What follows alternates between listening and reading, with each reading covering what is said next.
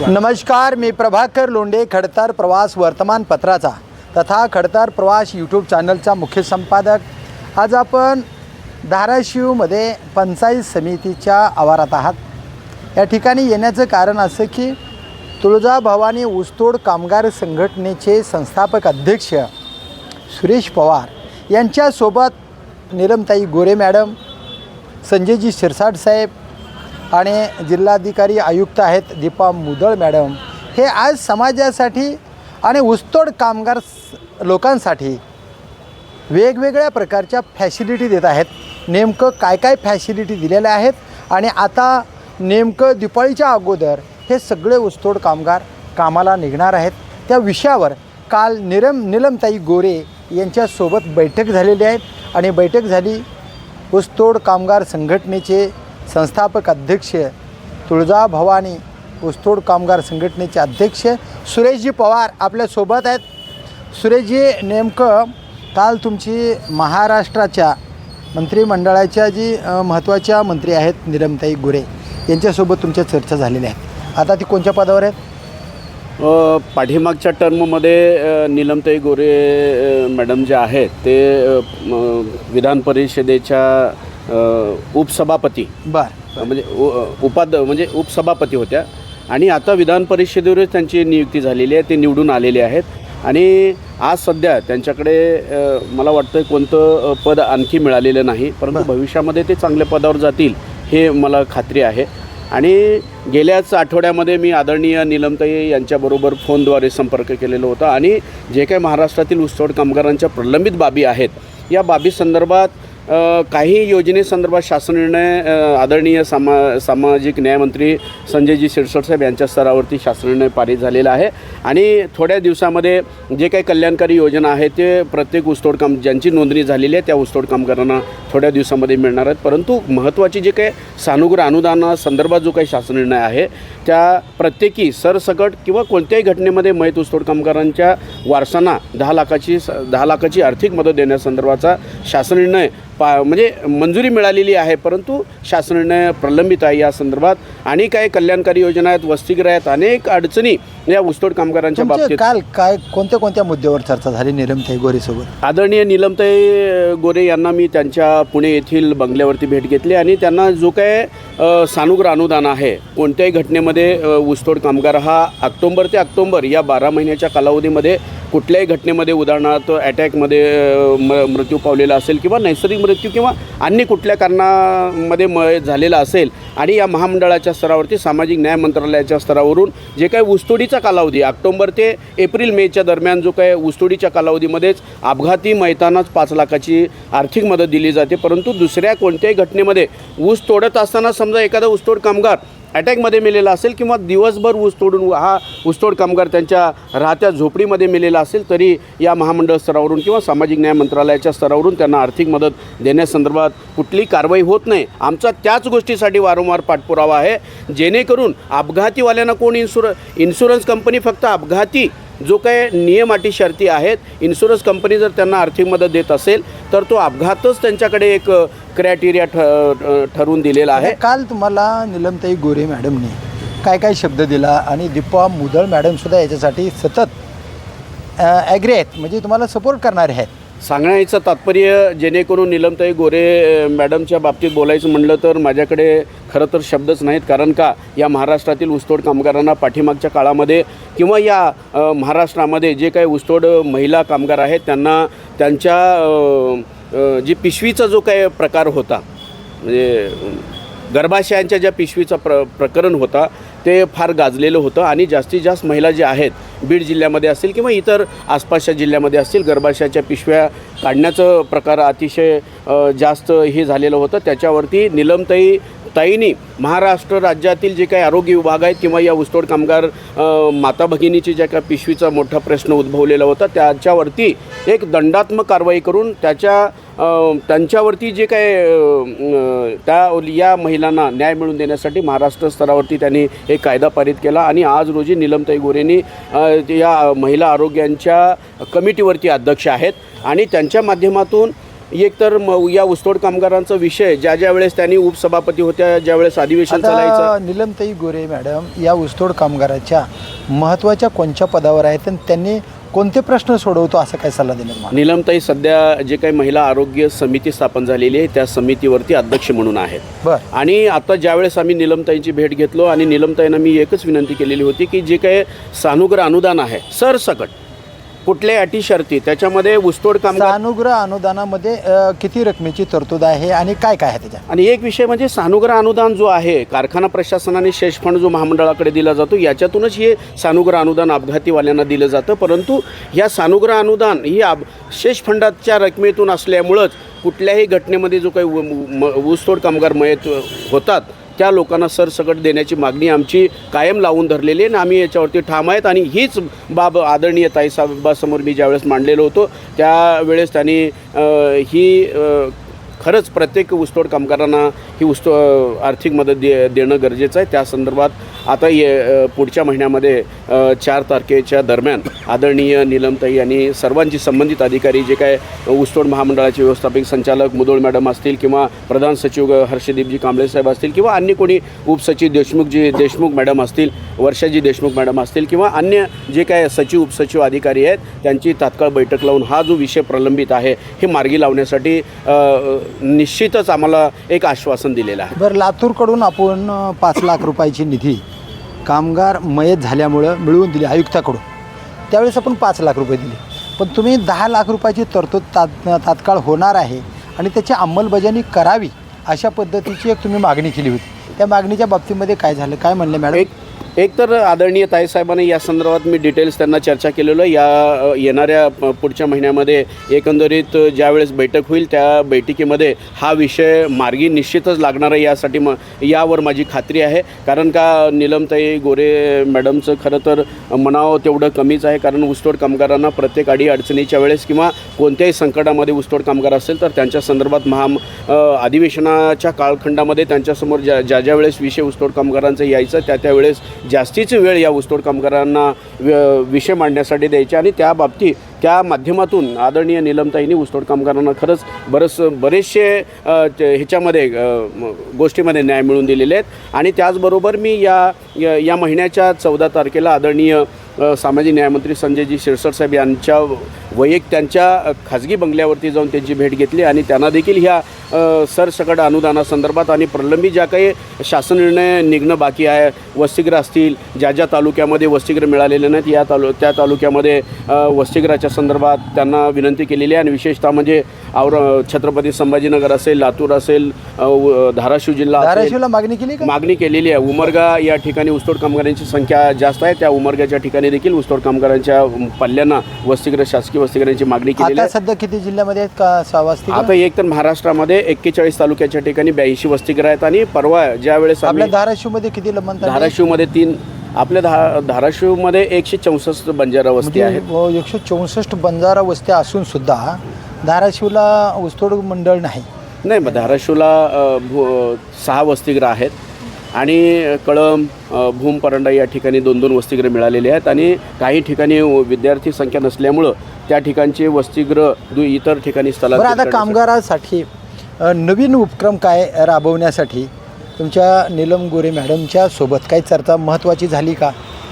आता एकंदरीत जे काही वसतिगृह आम्ही वसतिगृहांची बैठकीमध्ये मंजुरी घेतलेली आहे. आदरणीय संजयजी शिरसाट साहेबांनी आमच्या मागणीनुसार जे काही ज्या ठिकाणी वसतिगृह हवे आहेत त्या ठिकाणी त्यांच्याकडे निवेदन सादर केलेलं आहे. आणि त्या निवेदनाच्या अनुषंगानं संबंधितांना आदेश देखील दिलेले आहेत. आणि आदरणीय समाज कल्याण आयुक्त तथा व्यवस्थापकीय संचालक गोपीनाथ मुंडे, दीपा मुदोळ मुंडे मॅडम यांच्याकडे देखील आम्ही निवेदन दिलेलं आहे. निवेदनामध्ये बरेच तालुक्याच्या ठिकाणी ऊसतोड कामगारांची नगण्य संख्या आहे, जिल्ह्याच्या ठिकाणी ऊसतोड कामगारांची संख्या आहे आणि अशा ठिकाणी वसतिगृह देण्यासाठी देखील आम्ही मागणी केलेली आहे. आणि विशेषतः यवतमाळ जिल्ह्यामध्ये देखील आणि वाशिम जिल्ह्यामध्ये देखील आम्ही वसतिगृहांची मागणी केलेली आहे. आणि भविष्यामध्ये काही काळामध्ये त्या ठिकाणी देखील वसतिगृह निश्चितच मंजूर होतील ही आम्हाला खात्री आहे. आता काय आवाहन करणार आपल्या ऊसतोड कामगारांना? कारण दिवाळी जवळ येते आणि दिवाळीच्या अगोदर हे लोक उचल घेतात. ती उचल घेताना कशी घ्यावी? कारण उचल घेतली की काही लोक मुकादम पैसे घेतात, त्यांना थोडे थोडे देतात आणि थोडे थोडे पैसे दिल्यामुळं काही टोळी ऊसतोडीला येत नाही. मग तिथं मारहाणी होते, काही लोक मारहाणीच्या भीतीमुळं पळूनसुद्धा जातात. अशा लोकांना या सरकारच्या योजनेचा लाभ घेण्यासाठी तुम्ही प्रामाणिकपणाने काम करावं आणि सरकारच्या योजना मिळवून घ्याव्या, याच्यासाठी काय आव्हान कराल तुम्ही? एकंदरीत महाराष्ट्र राज्यामध्ये जे काही ऊसतोड कामगार आहेत, आता महामंडळ स्तरावरून 12 लाख ऊसतोड कामगारांची नोंदणी होणं अपेक्षित आहे. आणि महाराष्ट्र राज्यामध्ये एकतर मी स्मार्ट प्रायव्हेट लिमिटेड या कंपनीच्या माध्यमातून ऊसतोड कामगारांची ऑनलाईन घरपोच ऑनलाईन ॲपद्वारे ऑनलाईन करण्याचं काम चालू आहे. आणि आमच्या संघटनेच्या माध्यमातून 550 मुलं या महाराष्ट्र राज्यामध्ये 7 जिल्ह्यामध्ये काम करतात. परंतु ज्या वेळेस आमचे ऊसतोड कामगार प्रतिनिधी नोंदणी करण्यासाठी कामगारांच्या उंबरठ्यावरती जातात, त्यांच्याकडून कसल्याच प्रकारचा रिस्पॉन्स येत नाही किंवा आम्हाला काय भेटणार अशा प्रकारचे त्यांच्याकडून प्रश्नोत्तरे येतात. परंतु या ऊसतोड कामगारांना मला एकच सांगायचं आहे, जेणेकरून ऊसतोड कामगारांची नोंदणी झाल्याशिवाय कसल्याच प्रकारच्या त्यांना योजना किंवा त्यांच्या पाल्यांना शालेय सुविधा किंवा जे समजा आता उदाहरणार्थ छत्रपती संभाजीनगर असेल, मुंबई असेल आणि पुण्याच्या ठिकाणी देखील मी माझ्या मागणीनुसार वसतिगृहांची मंजुरी मिळालेली. या ठिकाणी देखील उच्च दर्जाचे शिक्षण घेण्यासाठी यांच्या मुलांना त्या ठिकाणी कोणत्या वर्गापर्यंत शिक्षण मिळणार आहे त्या वसतिगृहामध्ये? नाही, पहिलीपासून ते शिक्षण संपेपर्यंत. वा वा वा वा. डिग्री लेवलच्या. पण याच्यासाठी तुम्हाला नोंदणी पाहिजे. नोंदणी असेल तर त्यांना ओळखपत्र मिळणार. ओळखपत्र हे भविष्यामध्ये त्यांच्या फायद्यासाठी उपयोगी येणार. यासाठी मला ऊसतोड बांधवांना एक कळकळीची विनंती करायचं आहे, जे कोणी प्रतिनिधी आपल्या दारापर्यंत ऊसतोड कामगारांच्या नोंदणीसाठी येत आहेत त्यांच्याकडून आपली त्वरित नोंदणी करून घ्यावी. आणि जे काही मुकादम आहेत येणाऱ्या काळामध्ये, आता ऑक्टोबर महिना जवळच येतो आहे, ऊसतोड कामगारांच्या उचली घेण्याचं काम देखील कारखाना प्रशासनाकडून चालू आहे. आणि मुकादमांना देखील माझी एकच विनंती आहे किंवा एक आव्हान आहे, आपण जे काही कारखाना स्तरावरती उचल घेत असताना जे काही बॉन्ड करतात, त्या करारावरती आपल्या अंतर्गत जे ऊसतोड कामगार ऊसतोडीला येणार आहेत त्यांचेच नाव दाखवायचं आणि त्यांच्या नावानीच त्यांनी उचल घ्यावी. अन्यथा तुमच्यावरती येणाऱ्या काळामध्ये कारवाई निश्चितच कारवाई केली जाणार. कारण का मुकादम जो आहे, जोपर्यंत ऊसतोड कारखाना प्रशासनाकडून ऊसतोडीची उचल घेतात, त्या उचलीच्या बॉन्डवर जो काही करार केला जातो, त्या करारावरती आपतेष्ट किंवा नातेवाईकाचीच नावं टाईप करायचं आणि कारखाना प्रशासनाकडे सादर करून त्यांची उचल घ्यायची. आणि ज्यावेळेस ऊसतोड कामगार हा ऊसतोडीच्या फडावरती जो हजर असतो आणि त्या पैसे उचल घेताना जो काही बॉन्ड दिलेला असतो, त्या बॉन्डवरचे काही नावं आणि ॲक्च्युली फडात ऊसतोडी करणारे कामगार जे असतात त्यांच्यामध्ये फार तफावत आहे. आणि ज्यावेळेस फडामध्ये काम करणाऱ्या ऊसतोड कामगारांना काही घातपात जर झालं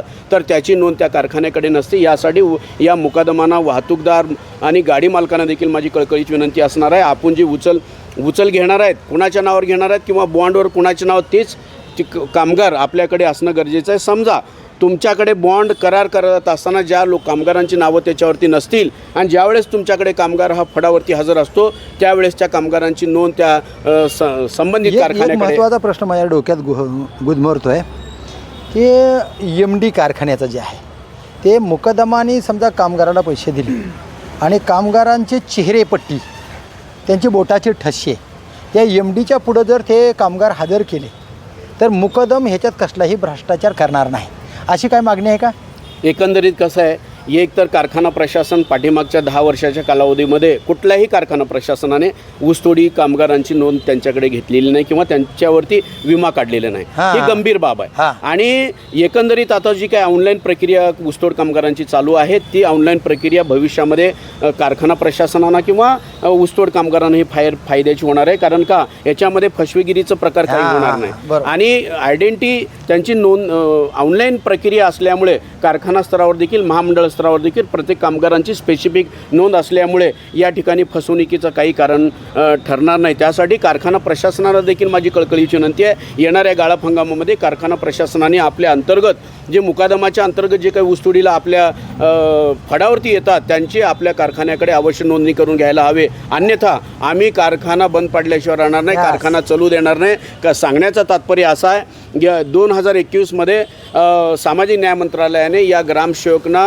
नोंदणी करण्यासाठीचं शासन निर्णय पारित केलेलं होतं, परंतु या ग्रामसेवकच्या संघटनेनं त्या नोंदणी करण्याच्या प्रक्रियेवरती बहिष्कार टाकल्यामुळं आम्ही शासनाकडे पाठपुरावा करून खाजगी एजन्सीची नियुक्ती करण्यासाठी लावली. आता खाजगी एजन्सीच्या माध्यमातून हे नोंदणी करण्याचं प्रक्रिया चालू आहे. परंतु त्याच्यामध्ये आम्ही सामाजिक न्याय मंत्रालय आणि महामंडळाकडे एक मागणी केलेली होती की ऊसतोड कामगारांच्या ग्रामसेवक यांच्या प्रमाणपत्रानिशीच त्यांची ऑनलाईन नोंदणी व्हावी. तसं ते सॉफ्टवेअरही बनवण्यात आलं, परंतु आज रोजी ज्या लोकांची लोकांची नोंदणी करण्याचं काम चालू आहे. यासाठी ग्रामसेवकचा ऊसतोड कामगार असल्याचं प्रमाणपत्र असणं अत्यंत गरजेचं आहे. परंतु ग्रामसेवकांनी प्रमाणपत्र देण्यासाठी तयार नाहीत किंवा देतच नाहीत. परंतु यासाठी भविष्यामध्ये मला कारखाना प्रशासनाला एक सांगायचं आहे, आपल्या अंतर्गत जे कोणी ऊसतोड कामगार ऊसतोडीला येतील त्यांना आपल्या प्रशासनाच्या माध्यमातून या गाळप हंगामामध्ये ऊसतोड कामगार असल्याबाबतचं त्यांना जर प्रमाणपत्र दिलं, त्या प्रमाणपत्राच्या आधारे ग्रामसेवक त्यांना ऊसतोडीचं प्रमाणपत्र देतील आणि त्यांची ऑनलाईन नोंदणी होईल.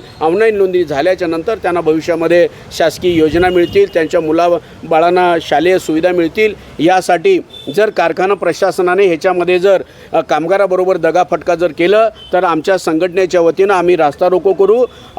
जिल्ह्यामध्येच नाही, ऑल महाराष्ट्रामध्ये कारखाने बंद पाडण्याचं देखील आम्ही नियोजन करणार आहेत, ही निश्चित आहे. तर बघा हे किती तळमळ आहे. हे आमचा कामगार तोच आहे का याची दुसरे काय MD कारखान्याचे प्रशासन यांनी खात्री करावी आणि ती खात्री अशी करावी की संबंधित कामगार ज्या मुकादमानं तुमच्याकडे दाखल केला आहे त्याची नोंदणी असावी, की जर नोंदणी जर नसेल तर तो कामगार त्या कारखान्याचा कामगार नाही असं सिद्ध होतं आहे. आणि असा जर भ्रष्टाचार झाला तर आम्ही मुकदमाला सोडणार नाही आणि MDला सुद्धा सोडणार नाही. कारखाना बंद पाडल्याशिवाय राहणार नाही, कारण ज्याच्या नोंदी आहेत त्यांनाच महाराष्ट्र सरकारच्या योजनेचा लाभ मिळणार आहे असं पवारसाहेब सांगतात. अजून काहीतरी सांगायचं वाटतं? आणि मला आता भविष्यामध्ये आता पुढच्या महिन्यामध्ये आदरणीय नीलमताई गोरे मॅडम यांनी देखील बैठक निश्चितच त्यांनी बोलावलेली आहे. कालच बैठकीसंदर्भात देखील तारीख निश्चित त्यांच्या स्तरावरती करण्यात आलेली आहे.